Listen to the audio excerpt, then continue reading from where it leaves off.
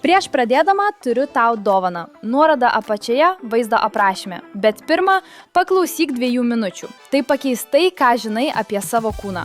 Tu valgai mažiau nei prieš 10 metų, bet svoris vis tiek auga. Anksčiau galėdavai suvalgyti pizzą penktadienio vakarą ir nieko.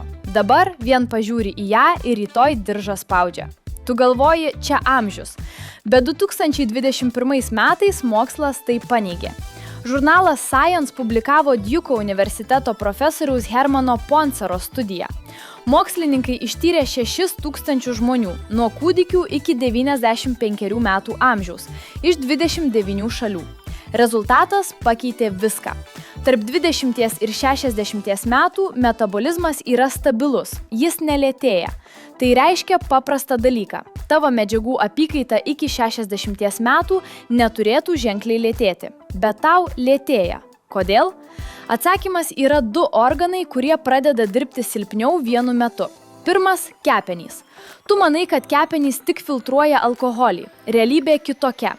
Kepenys atlieka 500 funkcijų per sekundę.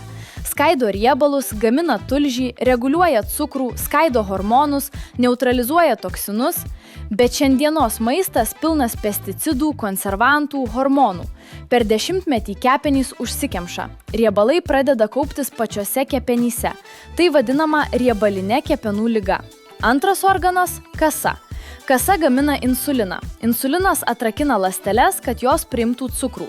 Bet kai kepenys užterštos, ląstelės pradeda ignoruoti insuliną. Tai vadinama insulino rezistencija. Kasa pradeda gaminti dar daugiau insulino, o daugiau insulino – daugiau riebalų pilve. Tai užburtas ratas. Štai statistika, kuri tave nustebins.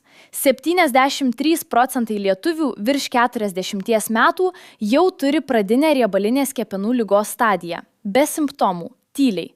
Ir tai paaiškina viską. Kodėl pilvas auga net valgant mažiau? Kodėl saldumynų noras vakare nedingsta? Kodėl 3 kava nepadeda atgauti energijos? Tai ne tavo silpnumas, tai biochemija. Geros žinios – tai grįžtama ir nereikia jokių papildų pradžioje.